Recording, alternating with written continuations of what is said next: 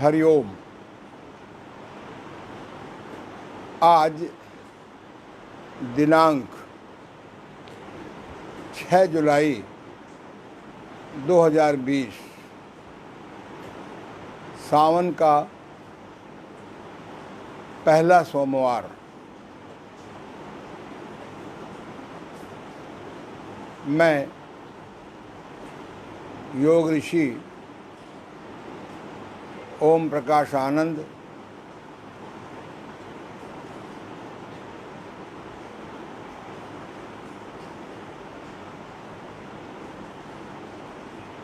संचालक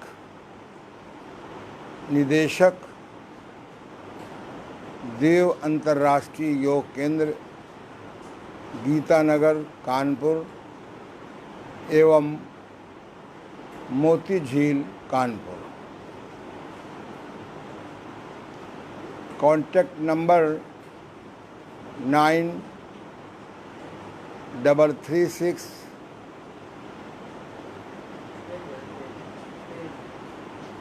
115528। Website anandyoga.com। मैं जिस शहर से आपके माध्यम से बैकग्राउंड सिस्टम से मिल रहा हूँ, उस शहर में यानी कानपुर उत्तर प्रदेश में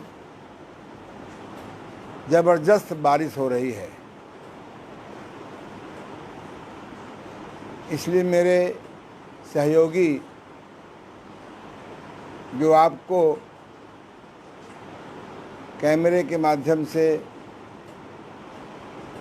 आप तक मेरी सूचनाएं भेजते हैं, वह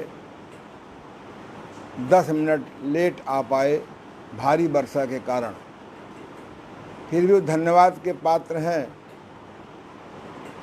कि सब व्यवस्था उन्होंने समय से 5 मिनट अधिक में पूरी कर दी। उनको धन्यवाद देना चाहिए। फिर भी मेरे जो दूसरे सहयोगी हैं वो भी संभवतः भयंकर वर्षा के कारण नहीं आ पाए अभी तक। मुझे आशा है कि 5-10 मिनट में वो भीगते हुए आ जाएंगे। उन सभी साधकों को बहुत बहुत आशीर्वाद, शुभकामना,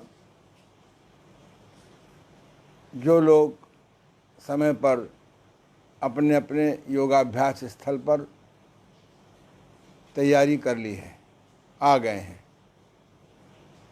तो आज का विषय हमारा था अंग अंग के व्यायाम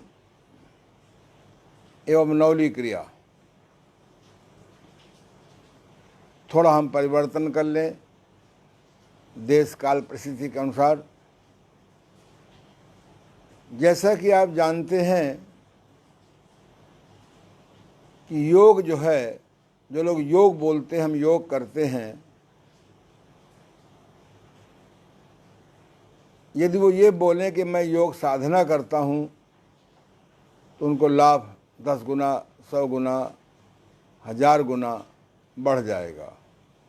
तो योग अपने आप में कोई स्वतंत्र अस्तित्व नहीं रखता। योग का अर्थ होता है केवल जोड़। योग विद्या फिर भी कह देने में कोई कठिनाई नहीं है। योग साधना कहें तो और अच्छा है। लगभग 64 प्रकार की योग साधनाएं मेरे अध्ययन में गुजर चुकी हैं, पर 3 योग साधनाओं को हम अलग अलग पहचानते हैं। कोई अष्टांग योग ऋषि पतंजलि द्वारा खोजित, कोई हठ योग, हठ योगियों द्वारा खोजित, और तीसरा है पंच महाभूत योग, या इसको हम प्राकृतिक चिकित्सा योग भी कह सकते हैं। यदि इन तीनों योग साधनाओं को आपस में जोड़ दें, एक नई उपयोगी चीज़ समाज के लिए उत्पन्न होगी। तो आज हम लोग, आप चाहे ऋषि पतंजलि की योग साधना अष्टांग योग अपनाएं, चाहे हठ योगियों की साष्टांग योग साधना अपनाएं, और चाहे पंच महाभूत तत्वों की योग साधना अपनाएं, तीनों साधनाओं में प्राणायाम अवश्य उपस्थित है। और इस समय प्राणायाम का बहुत प्रचार है, लोग अपने अपने ढंग से करते भी हैं, उसका लाभ भी लोगों को मिलता है। लेकिन जब कोई मेरे पास रोगी आता है, क्योंकि मेरे पास रोगी प्राय तभी आते हैं एलोपैथिक दवाइयों से तंग, आयुर्वेदिक दवाइयों से तंग, यूनानी दवाइयों से तंग, होम्योपैथिक दवाइयों से तंग, वर्तमान पार्क योगा से तंग आदि। और लगभग सभी लोग अपने अपने ढंग से प्राणायाम कर रहे होते हैं। जब मैं उनसे पूछता हूँ कि प्राणायाम का अर्थ क्या है, तो नहीं बता पाते। कभी कभी तो बड़ी विडंबना है कि डिग्रीधारी, डिप्लोमाधारी, सर्टिफिकेटधारी योग शिक्षकों को भी नहीं मालूम प्रायः। तो आइए पहले प्राणायाम का अर्थ समझें। प्राणायाम मन होता है प्राण का आयाम। प्राण आयाम माने विस्तार, प्राण माने जीवनी शक्ति, प्रतिरोधक शक्ति, रोगों से लड़ने की शक्ति। पश्चिम में इसका नाम रखा गया है बायो इलेक्ट्रिसिटी। जैसे घर में बिजली आती है, अंडरग्राउंड फिटिंग होती है, बल्ब, पंखा, फ्रिज आदि दिखते हैं और उनके अंदर लाइट आ रही होती है, बिजली आ रही होती है, वो अपना काम कर रहे होते हैं। अगर बिजली चली जाती है, सब व्यवस्थाएं बंद हो जाती हैं। यदि हमारी बिजली कमज़ोर हो जाती है तो बड़े बड़े बिजली के सहयोगी यंत्र काम नहीं कर पाते। अगर आपको अपने घर में एसी लगवाना हो या एसी बढ़वाना हो तो जानकार के पास जाते हैं और उनसे कहते हैं भाई इसका किलोवाट बढ़वा दीजिए। ऐसी हमारे शरीर के प्रत्येक अंग को, यहाँ तक कि जो सबसे छोटा अंग है कोशिका, सेल, उससे बड़ा अंग है टिश्यू, ऊतक, उससे बड़ा अंग है ऑर्गन अर्थात अंग, उससे बड़ा व्यवस्था है सिस्टम अर्थात तंत्र, उससे भी ऊपर है हमारे सेंसेस, ज्ञानेंद्रियाँ, कान, आँख, नाक, त्वचा, जिह्वा, कर्मेंद्रियाँ, हाथ, पैर, गुदा, उपस्थ कहते हैं, गुदा, उपस्थ माने ये सेक्स ऑर्गन, और मुख, इन्हें कर्मेंद्री कहते हैं। तो कर्मेंद्रियों को भी बायोइलेक्ट्रिसिटी चाहिए, ज्ञानेंद्रियों को भी बायोइलेक्ट्रिसिटी चाहिए, हमारे सिस्टम को भी बायोइलेक्ट्रिसिटी चाहिए, हमारे ऑर्गन को भी बायोइलेक्ट्रिसिटी चाहिए, हमारे टिश्यू, ऊतक को भी बायोइलेक्ट्रिसिटी चाहिए, हमारे सेल, कोशिका को भी इलेक्ट्रिसिटी चाहिए। तो यदि हम प्राणायाम नहीं करते हैं जितना करना चाहिए तो हम समय के पहले बूढ़े हो जाते हैं, नाना प्रकार की बीमारियां घिर जाती हैं। लेकिन प्राणायाम के पहले अगर 3 बातों का ख्याल रख लें। नंबर 1, दोनों स्वर चलना चाहिए। ऐसे हाथों को लगाइए, हल्का सा कपाल भाती प्राणायाम की तरह करिए। अगर दोनों नासिका से स्वर चल रहे हैं तो आप प्राणायाम के प्रथम स्टेज अधिकारी होने की पास कर ली। दूसरा, आप लेट जाएं। लेट जाने के बाद नाभि के ऊपर कोई मोटी सी किताब खोल करके ऐसे रख लें नाभि के ऊपर। जैसे मान लो किताब है तो ऐसे रखें, या बैठे बैठे भी कर सकते हैं। ऐसे नाभि के ऊपर आप बायां हाथ रख लें, पोला पोला कर्व बना लें और आंख बंद करके श्वास भरें और आंख बंद करके ही श्वास छोड़ें। यदि श्वास भरने में पेट बाहर आता है और श्वास छोड़ने में पेट अंदर जाता है तो समझ लीजिए कि आपने दूसरी सीढ़ी भी पास कर ली प्राणायाम की। इसे कहते हैं श्वास सीधा आना चाहिए। श्वास भरने पर पेट अंदर जा रहा है और श्वास निकालने पर पेट बाहर आ रहा है तो आप प्राणायाम के अधिकारी नहीं हुए। करेंगे भी तो लाभ उतना नहीं होगा। आपको डीप ब्रीदिंग का तो लाभ मिल सकता है, प्राणायाम का लाभ नहीं मिलेगा। इसके लिए हम लेट जाते हैं और लेट करके कुछ देर फोर्स करते हैं। श्वास भरें तो पेट बाहर करें, श्वास छोड़ें तो पेट अंदर करें। ऐसा करने से तुरंत या कुछ दिनों में ही श्वास सीधा चलने लगता है। दुनिया में जितने जानवर हैं प्रकृति के घूमते हैं, प्रकृति में सबके का श्वास सीधा चलता है। एक एग्जाम्पल दे रहा हूं कि जब आप हाथ की चक्की चलाते हैं तो अगर आप इसको यूँ चलावें तो गेहूं अंदर जाएगा नहीं। गेहूं का आटा गेहूं आटे में बदल नहीं पाएगा।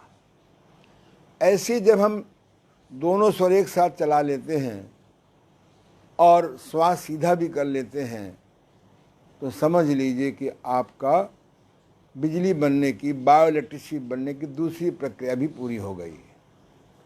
तीसरा जो बहुत महत्वपूर्ण है, एक बार इन दो को तो इग्नोर कर भी सकते हैं, करना नहीं है। अगर अच्छी क्वालिटी की बिजली चाहते हैं और बढ़िया बिजली चाहते हैं। तीसरा है स्वच्छ शुद्ध वायु। पहले लोग, ऋषि मुनि लोग जंगलों में प्राणायाम करते थे, पेड़ पौधों के बीच में करते थे। आज की तरह ना फैक्ट्रियां थीं और न ये संडास सिस्टम था, लैट्रिन सिस्टम था, शौचालय सिस्टम था। ये किसी मामले में अच्छा भी है, किसी मामले में दुर्भाग्य भी है। हम शौच ऐसे सिस्टम पर करते हैं, लैट्रिन ऐसे सिस्टम पर जाते हैं जिसके पास 1-2 बाल्टी पानी चाहे हाथों से चाहे फ्लश सिस्टम से डाल देते हैं। वो हमारा मलमूत्र पानी में घुल जाता है और वो फिर सीवर लाइन के माध्यम से नदियों में गिराया जाता है। बहुत बड़ा जुल्म है मानव स्वास्थ्य के साथ। अगर शुरू से हमारे देश में इस पर ध्यान दिया जाता, पूज्य महात्मा गांधी जी ने जो सिस्टम निकाला था शौच का, जो हमने मोती झील में बनवा रखा है। हमारे मोती में 4 शौचालय हैं और पिछले 20 साल से उन शौचालयों का कोई भी 1 ग्राम पानी के माध्यम से सीवर लाइन में नहीं जाता। उसका हमने गड्ढा बनवा दिया है सिस्टम से, उसमें खाद बनती रहती है, 8-10 साल में निकाल देते हैं, पेड़ पौधों को डाल देते हैं, ऑर्गेनिक खाद। नदियों में मलमूत्र भेजना, गंदगी भेजना बहुत बड़ा क्राइम है। जब से मनुष्य सुविधा योगी हुआ, सुविधा भोगी हुआ, तो हमारी जो गाड़ियां हैं सब पेट्रोल खाती हैं। यदि ये पेट्रोल ने हमारे पूरे वातावरण गंदा कर दिया है, हम एक भी श्वास शुद्ध नहीं लेते हैं। कैसे जिंदा हैं हम लोग, ये भी 8वां आश्चर्य है। इस पर खोज की भी है। एक हमारे अखबार में आया था कुछ दिन पहले, 8-10 साल पहले, कि बिहार के एक विद्यार्थी ने पानी को गर्म करके भाप से गाड़ी चलाने की टेक्निक निकाली थी। बाद में मालूम पड़ा कि वो व्यक्ति संसार से विदा करा दिया गया। हम लोग धन के लिए कितना क्राइम कर जाते हैं स्वास्थ्य के प्रति, स्वयं भी दूसरों का भी। बहुत जल्दी ये सिस्टम बदलना चाहिए, नहीं तो मनुष्य का जीना हराम हो जाएगा। प्राणायाम ही नहीं कर सकता। अब सवाल ये है कि लोग बाग प्राणायाम करें कैसे।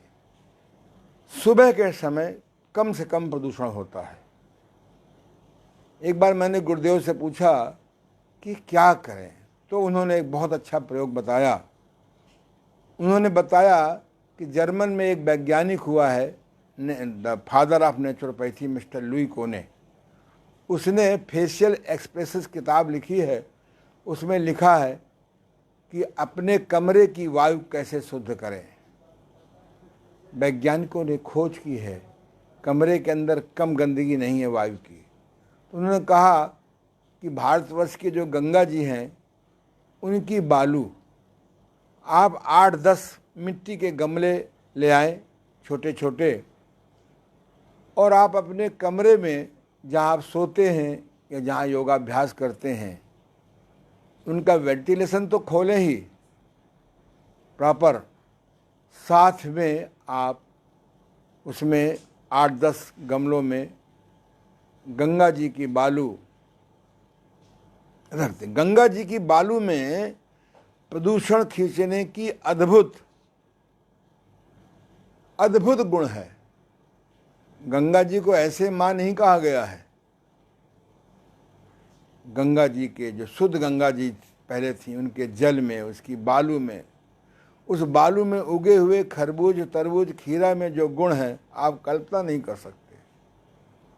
इसलिए हम लोग प्राणायाम की 3 शर्तें पूरी हों। चौथी एक शर्त और बहुत ज़बरदस्त है, पेट आपका खुलकर सवेरे साफ हो जाना चाहिए। उसके लिए मैं बता चुका हूँ कि भोजन में अन्न की मात्रा घटाइए, हरी सब्जी की मात्रा बढ़ाइए, सवेरे उठते ही किंग क्वीन एक्सरसाइज करिए। जरा आ जाइए, फिर देख लीजिए आप, सवेरे उठते ही ये 2 एक्सरसाइज आप कर लें। हमारे सहयोगी जो आपको क्रियाएं सिखाते हैं आ गए हैं अर्ध भीगते हुए, इन्हें भी धन्यवाद देना चाहिए। पर अगर बड़े और दृढ़ निश्चयी होते तो टाइम से आ सकते थे, फिर भी हम इनको धन्यवाद ही देंगे। पैर मोड़ लो, फिर ध्यान दो। जो लोग देख रहे हैं वो लोग लेट करके करिए। सवेरे उठते ही किंग क्वीन एक्सरसाइज करिए, 5 बार, 10 बार, 20 बार, 25 बार, 50 बार, धीरे धीरे करिए। इस बीच में अगर शौच का फ़ोन आ जाए, मलमूत्र का फ़ोन आ जाए, आपकी भाषा में बाथरूम टॉयलेट का फ़ोन आ जाए, तो सब काम छोड़ कर चले जाइए, क्योंकि कहा गया है करते जाइए। बैठे बैठे भी कर सकते हैं। क्या बैठ के दिखा दीजिए।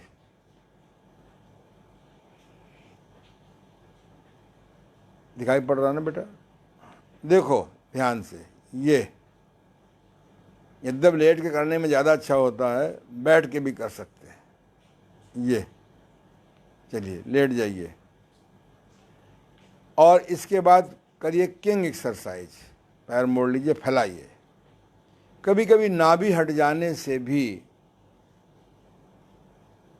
कब्ज बना रहता है या दस्त बना रहता है। बहुत जल्दी हम बेबरान के माध्यम से नाभि कहाँ होती है, नाभि कैसे हटती है, नाभि क्यों हटती है, नाभि हटने से क्या क्या नुकसान होते हैं, नाभि ऊपर जाती है तो कौन सा कष्ट होता है, नाभि नीचे जाती है तो कौन सा कष्ट होता है, नाभि दाएं जाती है तो कौन सा कष्ट होता है, नाभि बाएं जाती है तो कौन सा कष्ट होता है आदि।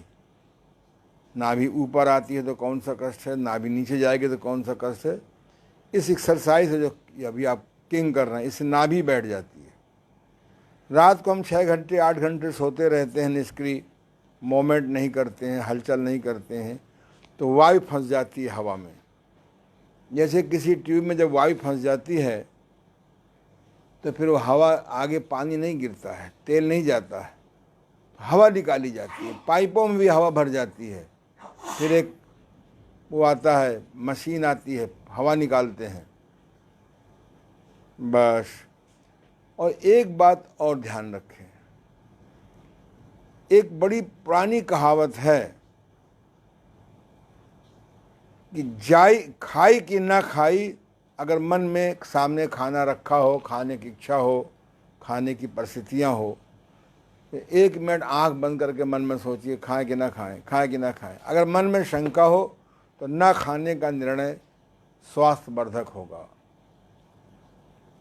शहर वालों की खरी भूख लगने नहीं पाती है, पहले कुछ खा लेते हैं। भोजन में शक्ति नहीं है, शक्ति पाचन में है, पोषण में है और समय पर मलमूत्र निकल जाने में है। जाए कि न जाए, जाए कि न जाए, शौच लगा है, हल्का सा लगा है, अभी जोर से नहीं आ रहा। अरे किसी कारण से जैसे मोबाइल में कोई बात आ रही है और हमारा वॉल्यूम छोटे में लगा है तो छोटी सी घंटी बजेगी, तो जाए कि न जाए, जाए कि न जाए, जाने का निर्णय लीजिए। सैकड़ों बार आप ज्वर, जुखाम, दस्त, कब्ज, खाज खुजली से बच जाएंगे। तो चलिए, पेट साफ होना जरूरी है। और फिर भी पेट साफ ना हो तो हमने आपको बताया था, ये बस्ती क्रिया है, नल पे लगा दीजिए, खोल दीजिए, इसको रेक्टम में लगा दीजिए। शौचालय में बैठे बैठे बाहर पहले हल्का सा बाहर लगाएंगे, बगल से अपने आप खुल जाएगा, यहाँ से पकड़े रहिए नीचे से, और पूरा 1 सेकंड में, 1 मिनट में आपको सफाई हो जाएगी, कब्ज टूट जाएगा। चूरन चटनी नहीं खाना पड़ेगा। चूरन चटनी इमरजेंसी में ठीक है कभी कभी, बस वही हाथी मेरे साथी धक्का मार, बाद में 1 चम्मच लोगे, फिर 2 चम्मच लोगे, फिर 4 चम्मच लोगे, फिर बस यही सारी ज़िंदगी आंतें कमज़ोर करते रहिए। एक गणेश क्रिया होती है, अरंडी का तेल लगा करके गुदा की मालिश करना, उससे मल निकल जाता है। ऐसे जिनके पास नहीं व्यवस्था है वो लोग एनीमा पॉट अपने बाथरूम में लगा दें, 4 फुट ऊंचाई पर, उसमें गुनगुना पानी भर लें, नींबू का पानी भर दें, बैठे बैठे भी कर सकते हैं। ये तमाम चीज़ें हैं, इनसे पेट साफ करना बहुत ज़रूरी है। अगर पेट साफ नहीं करते हैं तो प्राणायाम का उतना लाभ नहीं होता। और जब ध्यान योग की साधना बताएंगे तब तो पेट साफ होना बहुत ज़रूरी है। अभी मेरे पास एक मेरे पुराने साथी आए थे जो बड़े बड़े टीवी के ब्रांड देख करके उल्टा पुल्टा ध्यान करने लगे। कब्ज ठीक नहीं किया उन्होंने, और कब ध्यान तो उनका सिद्ध नहीं हुआ तो पूरे शरीर में वायु भर गई। कहीं उनको दबाव डकार मारते हैं, हमने समझा, वो समझे कुंडलनी जाग रही है। अरे कुंडलनी के नाम से बेवकूफ़ मत बनो। कुंडलनी जगाने के लिए पहले हमारे जैसे व्यक्ति के पास 10 दिन रहो, वो क्रियाएं सीखो, 4-6 महीने, साल 2 साल शोधन करो बॉडी का। फिर अगर तुमको लगे कि मुझे ज्ञान है रे कुंडलनी का, तो मेरे गाइडेंस में कुंडलनी जगाओ। नहीं तो कुंडलनी तो जगेगी नहीं, इनवैलिड हो जाओगे। तो आओ हम लोग अब पहले आ चूँकि प्राणायाम की चर्चा छिड़ गई है तो पहले प्राणायाम करेंगे। चलिए बैठ जाइए, सामने आइए इधर, ऐसे आइए कि मैं भी दिखूँ आप भी दिखें, ठीक है ना। अब दोनों स्वर चलाने के लिए भ्रमण योग बहुत अच्छी क्रिया है। इंजन दौड़ कल हमने सिखाया था, बहुत बढ़िया चीज़ अच्छी चीज़ है। और बिल्कुल परेशान न हो, जो कल मैंने पढ़ाया सारे मेरे लाइव पढ़े हुए हैं, किसमें, फिर फेसबुक में पढ़े हुए हैं, आप लिंक क्लिक करके सब देख सकते हैं। आप सबसे पहले, अगर आप इंजन दौड़ नहीं करना चाहते, भ्रमण योग नहीं करना चाहते, किसी कारण से नहीं कर पा रहे हैं, तो आप बैठे बैठे एक प्राणायाम है भस्त्रिका प्राणायाम। इस क्रिया को हमारे गुरुदेव ने बहुत सिंपल कर दिया है। हम अपने गुरुदेव को फिर धन्यवाद देंगे, आज मेरे जस्ट पीछे बैठे हुए हैं, उनका आशीर्वाद मेरे साथ है। हाथ सामने करिए सभी लोग। अब मुझे देखिए पहले,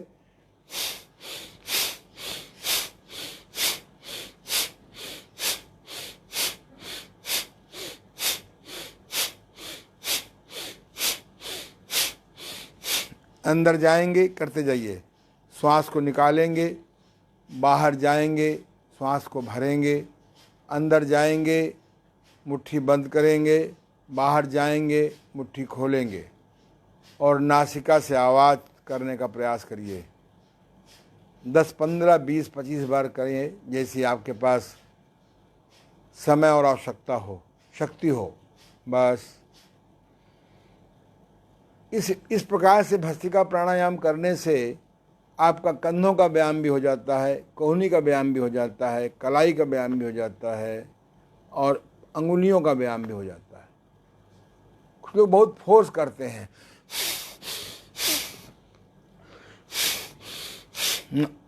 बिल्कुल बड़े नॉन वायलेंट करिए।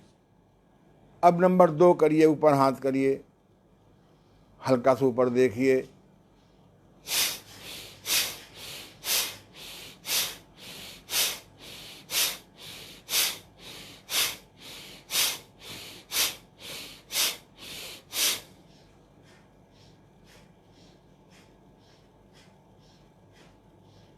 बस 10, 15, 20 बार तय कर लें कितनी बार करना है।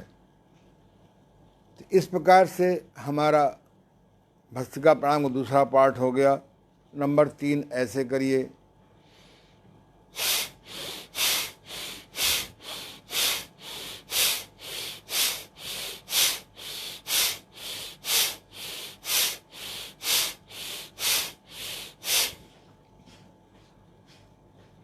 बस। नंबर 4, आप ऐसे हाथों को बगल में करिए और श्वास को भरिए और थोड़ा हिप को, नितंब को उठाइए।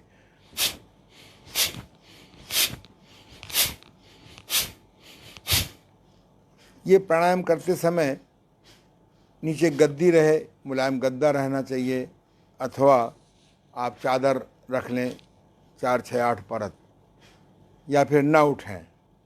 इसमें थोड़ा उठते हैं और फिर नीचे बैठते हैं। उठ जाए तो अच्छी बात है, लेकिन फोर्स नहीं करेंगे, चोट नहीं पहुंचाएंगे, केवल श्वास निकालने पर जोर देते हैं,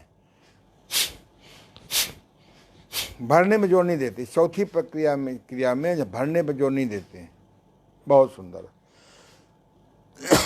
इतना करने पर दोनों स्वर खुल ही जाएंगे आपके।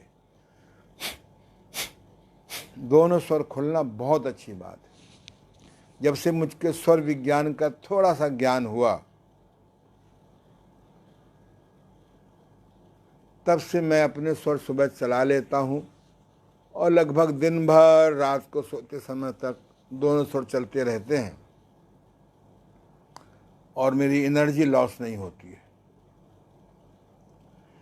टीवी में हमारे कुछ बहुत ही अनुभवी लोग इस प्राणायाम को कराते हैं, उसमें हाथों को नहीं लेते हैं। वो भी प्रक्रिया सही है, लेकिन मैंने दोनों करके देखा है, इस प्रकार से करने में लाभ ज़्यादा होता है, और कंधे का, कोहनी का, कलाई का, हाथों का व्यायाम भी हो जाता है। तो भस्त्रिका प्राणायाम हाई बीपी वालों को नहीं करना चाहिए, करें तो बहुत हल्के तरीके से करें। अब हम लोग जो है अधिकारी हो गए शेष प्राणायाम करने के। यानी शुद्ध हवा, श्वास का सीधा चलना, दोनों स्वर एक साथ चलना, कब्ज से अपने को मुक्त रखना। कब्ज की अवस्थिति में वायु बनेगी, वायु विकृति होगी और आपको ऊर्ध्वरेता की बीमारी, सारी बॉडी में हवा भर जाएगी। अगर ऐसा हो गया हो तो आप मुझसे संपर्क करें। ये आपको योगा से ठीक नहीं होगा। इसमें कूने हाइड्रोथेरेपी बहुत लाभकारी है। जो ट्रेडिशनल नेचुरोपैथी है इसमें तो महीनों सालों लग जाएंगे। उपवास करते करते, विवेकहीन उपवास करते करते बलहीन हो जाएंगे। क्योंकि आजकल नेचुरोपैथी तरफ बढ़ तो रहे लेकिन गंभीरता से अध्ययन नहीं कर रहे हैं। हम कमज़ोर आदमियों को इतना उपवास करा देते हैं कि और कमज़ोर हो जाता है। इसलिए मैंने निकाला है पोषण उपवास। जब बॉडी के अंदर पोषण पहुंचेगा, जूस से, मेवा के दूध से, मेवा के पानी से, तब पोषण होता है। मैं किसी का अपमान नहीं कर रहा हूँ। मैंने 50 साल लगाए हैं अध्ययन करने में, अनुभव करने में। अभी मेरे पास एक बहुत प्रसिद्ध हॉस्पिटल से एक रोगी आया नेचुरोपैथी का। वो 80 दिन उनके यहाँ उपवास किया। गए थे बेचारे चौबे जी छब्बे बनने, डुब्बे बन के आ गए। मेरे पास किसी ने बताया, डरते डरते आया। उसकी नाभि 4 अंगुल हटी हुई थी। उसको मैंने अपने यहाँ 10 दिन रखा और नाभि सेट कर दी प्राकृतिक तरीकों से, मालिश करके नहीं। उसकी नाभि बैठती ही सांस खुल के होने लगा और नौली सिद्ध करा दी। ये मैं इसलिए नहीं कह रहा हूं कि मैं अपनी कोई प्रशंसा कर रहा हूं। मैंने अनुभव किया है। ये जो जैसे एलोपैथिक में क्वैक होते हैं, वहाँ भी झोला छाप डॉक्टर होते हैं। हमारे यहाँ भी रुमाल छाप नेचुरोपैथ बहुत बढ़ गए हैं। बड़े बड़े डिप्लोमाधारी बैठे हुए हैं। सब मेरे सामने संस्थाएं खड़ी हुई, बस डिप्लोमा बट रहा है लाखों आदमियों का। कोई प्रैक्टिकल ट्रेनिंग नहीं हो रही है। अरे 1 महीना मेरे पास आ जाओ, इतना ज्ञान दे दूंगा कि आप हजारों आदमियों की हेल्प कर सकते हैं। थ्योरी पढ़ाई जा रही है, 4थे साल प्रैक्टिकल हो रहा है। ये पीड़ा है मेरे अंदर। मैं नेचुरोपैथी में कोई इसलिए नहीं आया था कि मेरे पास रोटी की और व्यापार की कमी थी। मैंने इन आँखों की रोशनी वापस पाई है, बाल वापस पाए हैं, सुसाइड थॉट ख़त्म किया है। पिछले 50 सालों में मैं एक आनंद का जीवन जीता हूँ। जब सब लोगों ने मेरी बात सुनना बंद कर दिया, मैं भी चुप होकर बैठ गया। परमात्मा ने कोरोना के माध्यम से ये ज्ञान दिया कि बैठे बैठे लोगों को बताओ। इसलिए कूने हाइड्रोथेरेपी होती है, उससे ये वायु का विकार खत्म हो जाता है। उपवास से और विकार बढ़ जाता है, प्राणायाम से और विकार बढ़ जाता है। तो जब सज्जन मेरे पास आए थे, 5 दिन रह करके बहुत उनको लाभ हो गया। 1-1 घंटे डकार मारते रहते थे। इसलिए मैंने बताया। तो आप अनुलोम विलोम प्राणायाम करिए। दाईं नासिका को बंद करिए, बाईं नासिका से श्वास लीजिए। बाईं नासिका बंद करें, दाएं से निकालिए, फिर इसी से भरिए, फिर बाएं से निकालिए। श्रेष्ठ अनुलोम विलोम यह है, 4 गिनती में श्वास भरेंगे, 8 गिनती में श्वास निकालेंगे, फिर उसी नाक से 4 में भरेंगे और पहली नाक से बाएं से 8 में निकालेंगे। करिए, अभ्यास करिए। इससे बायो इलेक्ट्रिसिटी बहुत अच्छी बनती है। करिए।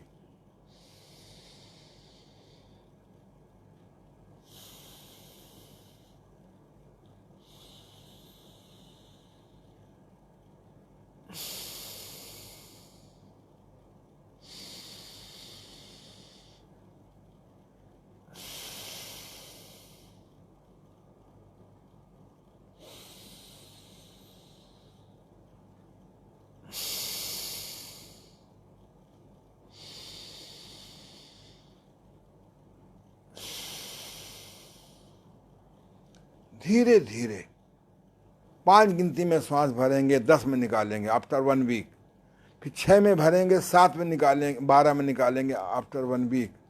ऐसे धीरे धीरे 3-4 महीने में 20 गिनती में श्वास भरेंगे और 40 में निकालेंगे। आप करके देखिए। अगर आपके फेफड़े, आजकल तो फेफड़ों की शक्ति नापने की भी व्यवस्था हो गई है। आज आप फेफड़ों की शक्ति नाप लीजिए और मेरे अनुसार प्राणायाम करिए। 3 महीने बाद देखिए आपका प्राणायाम लंग्स कितना मजबूत हो गया। प्रदूषण में आपको प्राणायाम बहुत आवश्यक है, बशर्ते ऐसे बढ़ाते जाइए, बढ़ाते जाइए। मैं तो 20 गिनती में श्वास भरता हूँ और 40 में निकालता हूँ उसी स्पीड पे।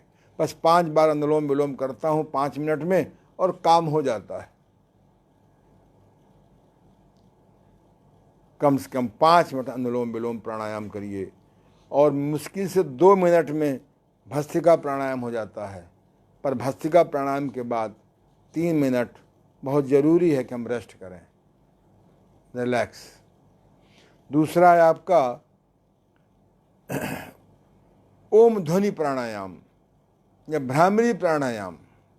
अच्छा है कि शास्त्रों के अनुसार से करिए, नहीं तो आप सीधे ऐसे भी उंगली लगा सकते हैं कानों में। ऐसे इधर देखो बेटा, ऐसे उंगली लगा लेते हैं। मेरा काम ही सरलीकरण। रुक जाओ।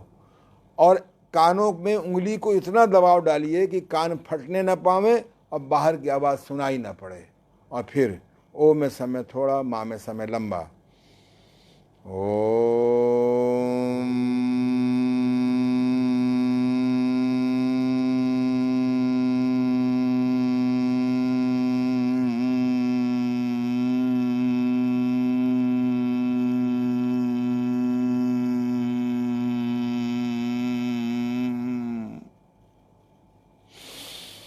श्वास भरा गहरा नासिका से, ओम।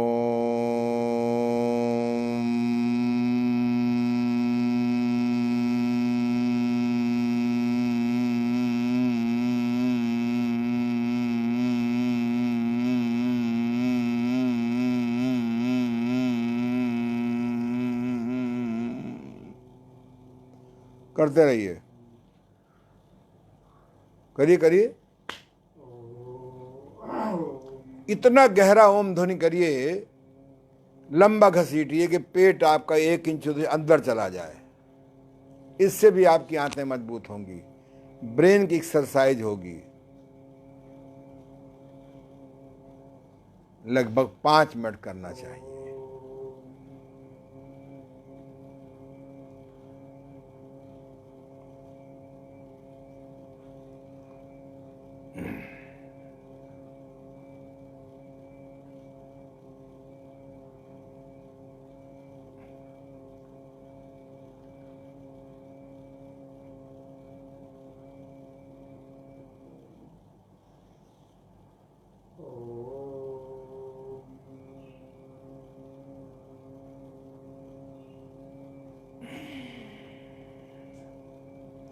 बस आज इतना ही।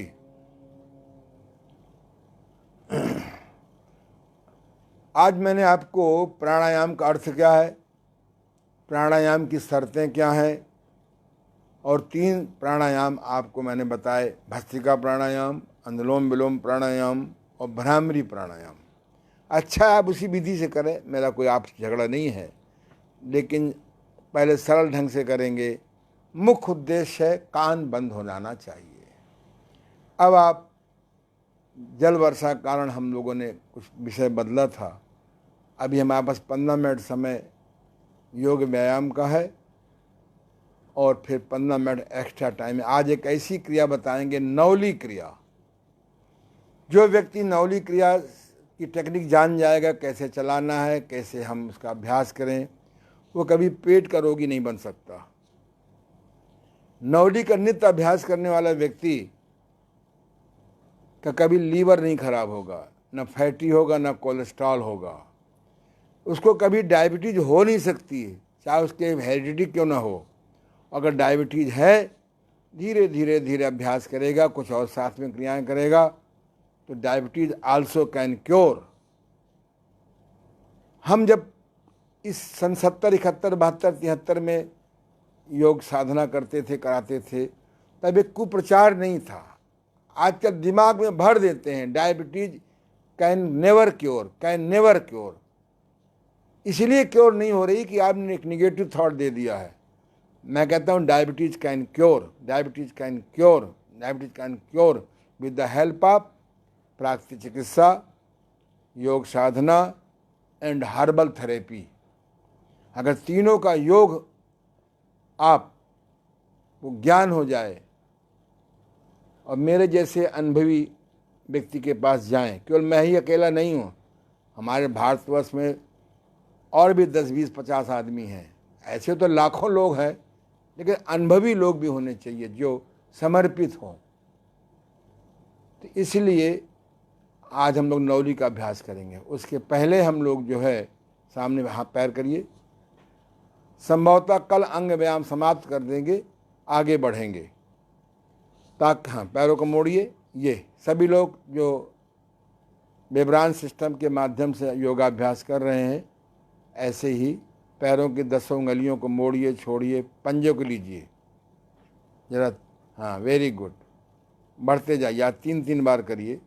ये आगे बढ़िए। ये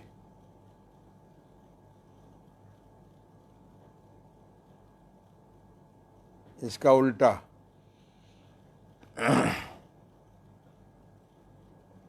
आगे आइए।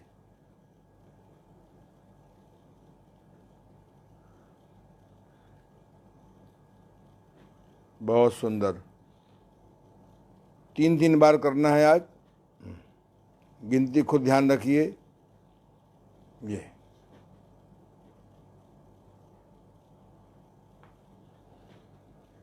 घुटने में सूजन है तो मत करें। किसी क्रिया से नुकसान हो रहा है, दर्द बढ़ रहा है तो न करें। ये देखिए, और आगे बढ़िए।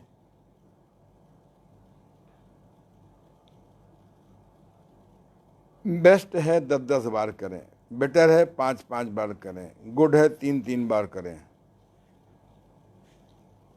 बॉडी की प्रॉपर हलचल होनी चाहिए। बहुत सुंदर।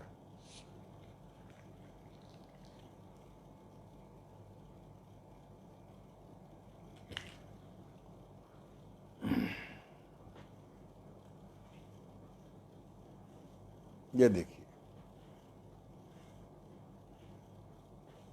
आगे बढ़िए। ठीक है, बहुत सुंदर।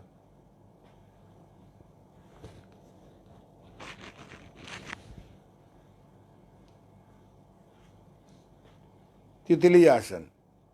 अगर किसी कारण से किसी दिन आपके पास समय का अभाव है, परिस्थितियां होती हैं कभी कभी, किसी को राजधानी से जाना है, सवेरे गाड़ी 5 बजे आती है, तो बहुत समझौते करने पड़ते हैं। ये मात्र यही भर कर लीजिए।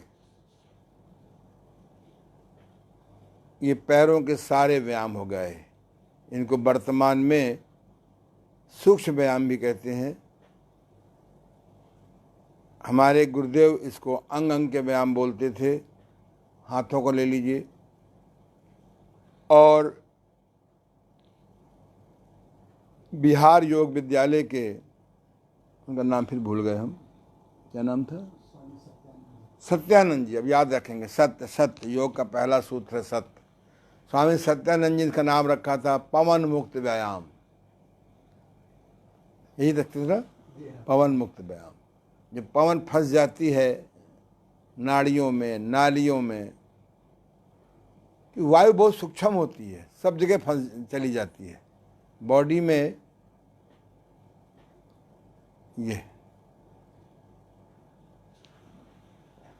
आगे बढ़िए।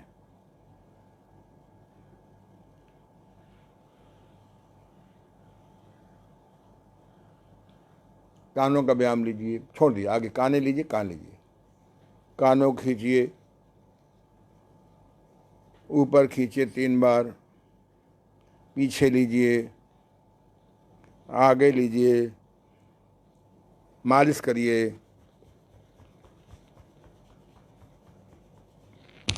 कानों का व्यायाम, बालों का व्यायाम, ऐसे कंघा अपनी जेब में रखिए और खूब रगड़ करके खोपड़ी की जो त्वचा है उस पर रगड़ना है। बाल तो अपने आप खिंच जाएंगे। ये देखिए, जब ऐसे आप करेंगे 1 मिनट, 2 मिनट, 3 मिनट, तो आपके बालों में ब्लड सप्लाई बढ़ जाएगी। ब्लड सप्लाई बढ़ेगी तो खून संचार बढ़ेगा, तो बाल झड़ना बंद हो जाएंगे। एक मैंने मैग्नेटिक हेडबेल्ट बनाई है, अगर आप घंटा 2 घंटा सुबह शाम लगा लें। एक मैग्नेटिक कंघा भी आता है बाजार में, उससे बाल काढ़ने से भी, पहले आप कंघे से ऐसे काढ़ें फिर उससे काढ़ें, उससे भी बालों का झड़ना बंद हो जाता है। और कोई केमिकल तेल मत लगाइए बाजार में से, आप सीधे गरी का तेल लगाइए। गरी के तेल में संभावना है कि अभी कोई केमिकल नहीं पड़ा हुआ है। आगे आइए, आंखों का व्यायाम, दाएं बाएं दाएं बाएं,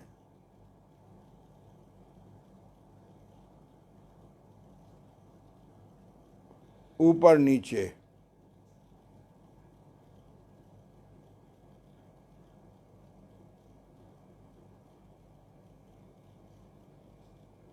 तिरछा,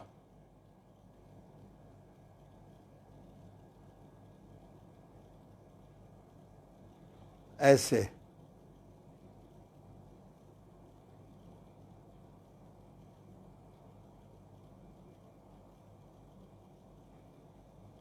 अब आप थोड़ा समय के हमारे पास आज कमी है, वर्षा के कारण थोड़ा देर में आ पाए हमारे सहयोगी, तो हम लोग ने 10 मिनट देर में शुरू किया, थोड़ा सा समझौता करेंगे। जो लोग कंप्यूटर में काम करते हैं, जो लोग व्हाट्सएप देखते हैं, स्मार्टफोन का काम करना पड़ता है, आजकल ऑनलाइन लोग घर में ऑफिस का काम करते रहते हैं। वर्तमान में खूब अच्छे अच्छे पैकेज मिल रहे हैं, लेकिन बाद में और पैकेज बढ़िया, और पैकेट का खाना धीरे धीरे अपने आप, जब उनका सुख का टाइम आता है 50 साल के बाद, तो ढेर सारी बीमारियां, ढेर सारे ऑपरेशंस के शिकार हो जाते हैं। इस समय निकाल करके घंटा 2 घंटा में अपना कुछ नहीं, बैठे बैठे बिना हाथों के भी कर सकते हैं। खूब जल्दी पलक झपकाइए। मैंने आपसे कहा था, प्याज का रस निकाल लीजिए 100 ग्राम और शहद निकाल लीजिए 100 ग्राम, बढ़िया जहाँ आपको अच्छा लगे मिला लीजिए, आप ड्रॉपर में भर लीजिए, फ्रिज में रख दीजिए, हैं 2-4 बोतलें अपने पास रखिए, शीशियाँ, फिर बांट दीजिए। कुछ बांटना शुरू करिए। नेचर देती है, हम भी देना शुरू करें। ईश हमें देते हैं सब कुछ, हम भी तो कुछ देना सीखें। और सुबह शाम आँखों में डाल लीजिए, बहुत लाभ मिलेगा, बहुत लाभ मिलता है। मैं आगे चल के बताऊंगा चश्मा कैसे छूटे, मेरा चश्मा कैसे छूटा। इस उम्र में भी अब प्रायः अखबार पढ़ लेता हूँ, कभी कभी लापरवाही करता हूँ तो कभी चश्मा लगाना पड़ता है छोटा सा, कुछ देर के लिए, फिर मैं क्रियाएं कर लेता हूँ। चलिए, आज हम लोग मुंह का व्यायाम नहीं करेंगे, कर लें, चलो फटाफट कर लो, क्या बात है। हाँ, मुँह खोलिए। कल अंग व्यायाम का लास्ट डे है, हो सकता है आज ही मैं कर दूं लास्ट डे। कल आपको सिखाएंगे रीढ़ के घुमावदार व्यायाम, जिनके करने से न एंक्लॉजिंग स्पॉन्डिलाइटिस होगी, अगर शुरू हो गई है, न सर्वाइकल स्पॉन्डिलाइटिस हो सकती है, न लंबर स्पॉन्डिलाइटिस होगी, न ही बुढ़ापे में झुकेंगे। और बच्चों की लंबाई बहुत जल्दी बढ़ती है। रीढ़ के 12 व्यायाम होते हैं घुमावदार, उनकी अपनी एक फिलॉसफी है। दुनिया की यूनिक नई खोज है मेरे गुरुदेव स्वामी देवमूर्ति जी महाराज की, तो कल चर्चा करेंगे। जरूर बच्चों को बिठाइए, खुद सीखिए। आप अपने बच्चों की लंबाई बढ़ा सकते हैं रीढ़ के घुमावदार व्यायाम से, ट्विस्टिंग एक्सरसाइज से। आपको अभी किसी भी योग केंद्र में नहीं मिलेगा, किसी योग विद्यालय में नहीं मिलेगा, कि नई खोज है, न किसी यूनिवर्सिटी में मिलेगा, एकदम नई खोज है गुरुदेव स्वामी देवमूर्ति जी महाराज जी की। कल जरूर आप मौका निकाल के वो सीखिए, आप घर बैठे सीख जाएंगे। हैं, धन्यवाद दीजिए कोरोना को, धन्यवाद दीजिए आप वेब्स, धन्यवाद दीजिए स्मार्टफोन को, धन्यवाद दीजिए मेरे गुरुदेव को। चाहे तो मुझे भी दे दीजिए, आवश्यक नहीं है, मुझे देंगे तो वही पढ़ाना है, नहीं देंगे तो वही पढ़ाना है। चलिए आगे बढ़िए। हाँ, अभी 5 मिनट समय है हमारे पास। इधर देखो, ये लो, ये दही बिलोना 5-5 बार, धान कूटना, आगे बढ़ो, धान कूटना बहुत सुंदर, मुकदर घुमाना, सोल्जर फ्रोजन होगा ही नहीं, और है तो ना करिएगा। अगर सोल्जर फ्रोजन है तो शर्म व्यायाम नहीं करोगे। मैंने सोल्जर फ्रोजन को with the help of naturopathy and magnet therapy से 100% ठीक किया है, अपवाद छोड़ करके। उसमें पोस्चर थेरेपी भी शामिल करता हूँ। लोग पोस्चर थेरेपी पे ध्यान नहीं देते। चलिए आगे, ये कौन सी क्रिया थी? ये कुएं से पानी भरना। ये चलिए चक्की चलाइए, ये हाँ बहुत सुंदर, 3 बार करिए।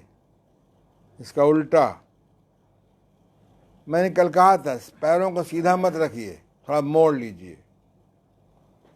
ये लकड़ी काटना। आप देखिए आरा वाले पेट में चमड़े का बना ले रख देते हैं, बेल्ट मोटी सी चौड़ी सी, और काटते हैं। आगे खड़े हो जाइए, थोड़ा नीचे, कैमरे में भी आना चाहिए।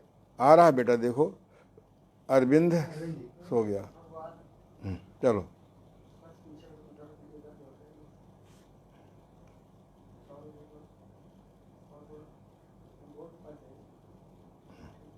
करिए। नहीं, ये हैंड पाइप में भी पानी भरते हैं तो ऐसे भरते हैं। ये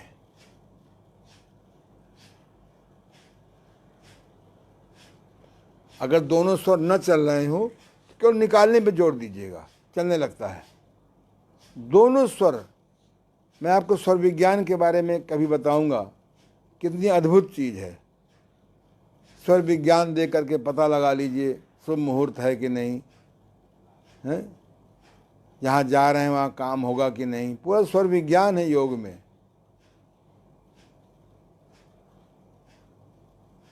बहुत सुंदर, वेरी गुड। आइए, हो गया। अब देखो, बहुत पुरानी बात है, तब जीएस मेडिकल कॉलेज में एक डॉक्टर सीताराम कपूर प्रिंसिपल थे। बहुत पुरानी बात है ये, लगभग 80, 81, 82 की बात होगी। वो बहुत योग के प्रेमी थे और वो अक्सर आ जाया करते थे। उनको अहंकार नहीं था कि मैं प्रिंसिपल हूं तो कैसे जाऊं आपके यहाँ। और नौली क्रिया को देख के कहा करते थे, अगर नौली क्रिया का प्रचार हो जाए इस देश में तो अरबों डॉलर रुपया हमारा बाहर जाने से बच जाएगा। अगर कोई आदमी नौली क्रिया सिद्ध कर लेगा, उसका लीवर कभी खराब नहीं होगा तो लीवर कैंसर काहे को होगा। उसका कभी पैंक्रियाज खराब नहीं होगा तो पैंक्रियाज कैंसर क्यों होगा। उसका ड्यूडेनम प्रॉपर हिलता रहेगा तो क्यों पथरी होगी गाल ब्लैडर की। अगर स्प्लीन हमारा मूवमेंट करता रहेगा तो खून बनने की कभी कमी नहीं आएगी। अगर नॉन वायलेंट हमारा गुर्दा हिलता रहेगा तो गुर्दा खराब क्यों होगा। अगर हमारा यूरिन ब्लॉडर नॉन वायलेंट हिलेगा तो कभी मूत्राशय की बीमारी नहीं होगी। तो मेरे गुरुदेव कहते थे कि बेटा ओम प्रकाश जी, ओम प्रकाश कहते थे जी, तो धोखे से लग गया मेरे, सॉरी, कि तुम रोजाना एक आदमी को अवश्य नौली सिद्ध कराया करो। अभी एक विद्यार्थी मेरे पास आया था, 5 साल डिप्लोमा, सर्टिफिकेट, डिप्लोमा और डिग्री लेकर के, और उसको नौली सिद्ध नहीं थी। हमारे प्रिय शत्रुघ्न भैया ने एक ही दिन में 75% 50% नौली सिद्ध करा दिया। उसकी टेक्निक है। आपने देख, श्वास पेट अंदर, चलिए ये देखिए, हो सकता है आपका पेट बहुत निकला हो, खूब उसके अंदर चर्बी भरा हो, पानी भरा हो, है मल भरा हो, तो नहीं हिलेगा शुरू में। और आप हिम्मत ना हारिएगा, हिम्मत न हारिए, विशारिये न योग, नियमित योग करना, सफलता मिलेगी। 50 बार, 100 बार, 200 बार रेस्ट ले लेके करिए। नंबर 2, अब उड़ान बंद करिए, श्वास को नाक से भरिए, मुंह से चोंच बना के निकालिए, खोल के नहीं, ऐसे नहीं। देखिए फिर से ध्यान, अब पेट सिकोड़ लीजिए, बिल्कुल पेट सिकोड़ लीजिए। अब इनके पेट में ना के बराबर मल है, प्रेजेंट मल होगा। मेरे साथ पिछले 20 सालों से है, मैंने देखा कभी इनका पेट खराब हुआ हो। और हाथ ऐसे करो, देखो ऐसे पीछे करो, दिखाई पड़े, है ना, छाती ऊपर चली गई। डरिए नहीं, आपका भी हो जाएगा। ऐसे 3-4 बार करिए। अब अभी बिना श्वास निकाले करो नौली। पहले हाथों का ऐसे हाथों को रखते हैं, चारों उंगली ऐसे मिला लीजिए, अंगूठा अलग, आपस में स्ट्रेच करिए, खींचिए, ऐसे नहीं करेंगे। और सिंपली देखिए, जांघों की मालिश करिए। आप शीशे के सामने कपड़े हटा दीजिए, अंडरवियर पहने रहिए, धोती पहने हैं तो उसका धोती बैग से पहन लीजिए, लंगोटा से भी कर सकते हैं। और सिंपली और ऊपर ले जाओ, जेब में कोई माल नहीं होगा तो मेरा लगता है रुमाल है तुम्हारी जेब में, क्यों? हाँ, वेरी गुड।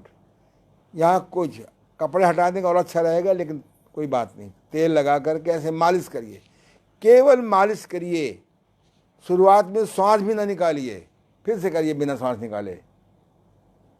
ये घुटना आगे झुकाया, मैं दावे से कहता हूँ, अगर आपकी नौली 10 दिन में चलने न लगे, पहले 5% चलेगी, भी 10% चलेगी, भी 20% चलेगी, 50 है, और नहीं भी चलेगी तो अंदर का तो मोमेंट होगा ही। जैसे पंखा चलाना होता है तो पंखे का स्विच ऑन करते हैं, बल्ब चलाना हो तो बल्ब का स्विच ऑन करते हैं, और श्वास निकाल के करो।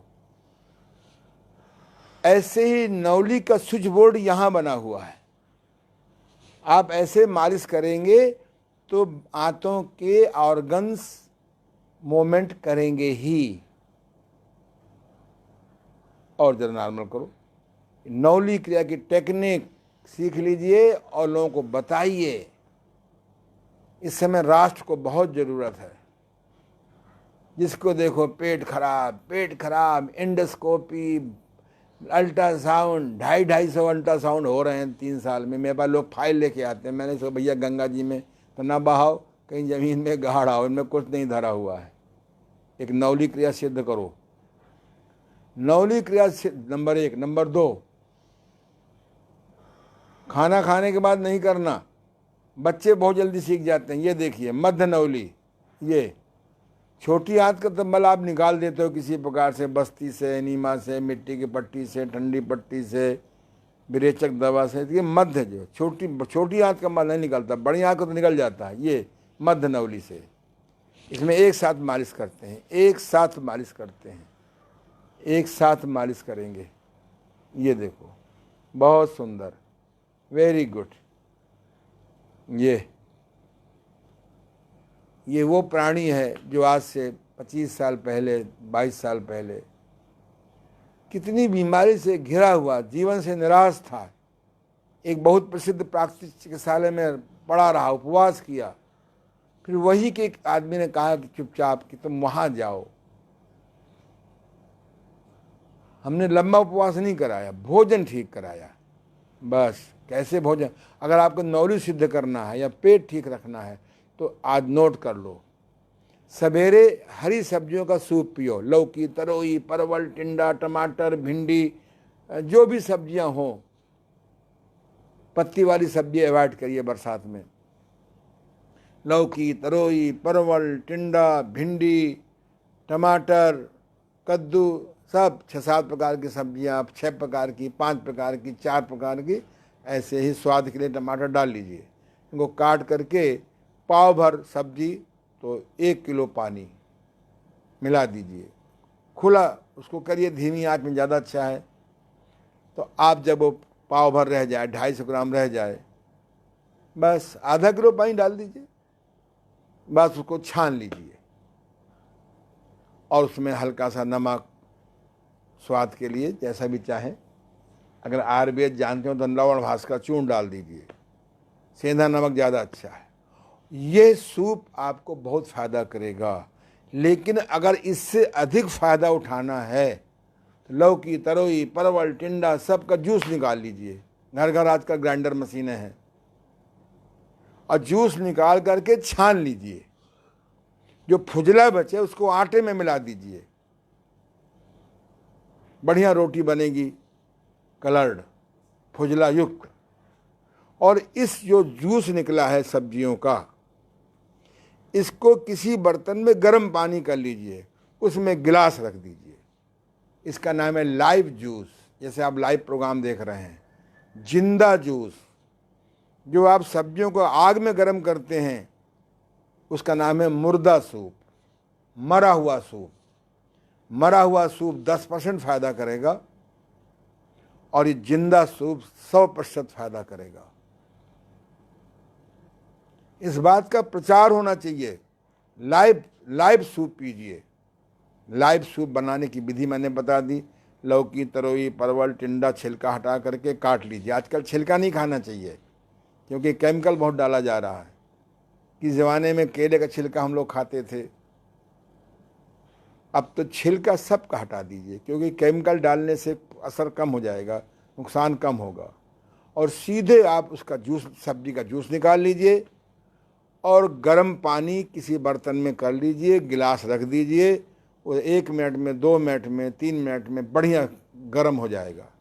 उसके विटामिन नहीं मरेंगे, उसके मिनरल्स नहीं मरेंगे, उसके अन्य एंजाइम्स नहीं मरेंगे। अब मुर्दा सूप पीते हो, ना विटामिन है, ना मिनरल्स है, ना उसमें एंजाइम्स है।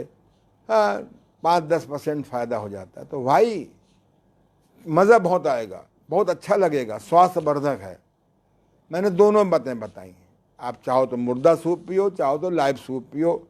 जल्दी भगवान के पास जाने का प्रोग्राम हो तो आप मुर्दा भोजन ज़्यादा करो। मैं मांसाहारी अलग विषय मानता हूँ। आग का पका हुआ भोजन मेरे गुरुदेव फायर्ड फूड कहलाते थे, मजाक में कहते थे मुर्दा भोजन। धीरे धीरे बताएंगे। अब नंबर 3 करो। मैं समय पर समाप्त कर दूंगा ठीक 8 बजे, मुझे भी अपने चिकित्सालय को देखना है। ये देखिए, दोनों हाथों को बीच में रखिए। हम फिर आपको अभ्यास कराने की कोशिश करेंगे। ये जब तीनों पार्ट सिद्ध हो जाएं तब आप गोल घुमा सकते हैं, पर जल्दबाजी ना करिए। जरा गोल घुमा दीजिए, आता हो। ये देखिए, ऊपर करवा दें क्या यहाँ पे? ये देखिए, गोल घुमाइए प्यार से, जल्दी ना करिए। हाँ, ये जब आप first reiki, second reiki, third reiki का अच्छा अभ्यास कर लेंगे, फिर आपको हम तकनीक बता देंगे कैसे आप करें। चलिए फिर से कर लीजिए। नासिका से सांस भरेंगे, चोंच बना के मुंह से बाहर निकालेंगे और गोल घुमाएंगे, और इसका उल्टा करिए।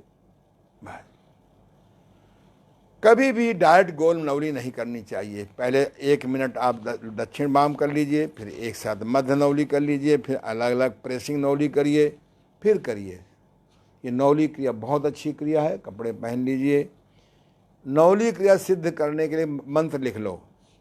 सवेरे सब्जियों का सूप पियोगे, चाहे फायर्ड चाहे अनफायर्ड, चाहे मुर्दा चाहे जिंदा। दोपहर में मौसम के और लोकल फल खाया करिए। एप्पल फल उतना फायदा नहीं करता जितना अमरूद फायदा करता है।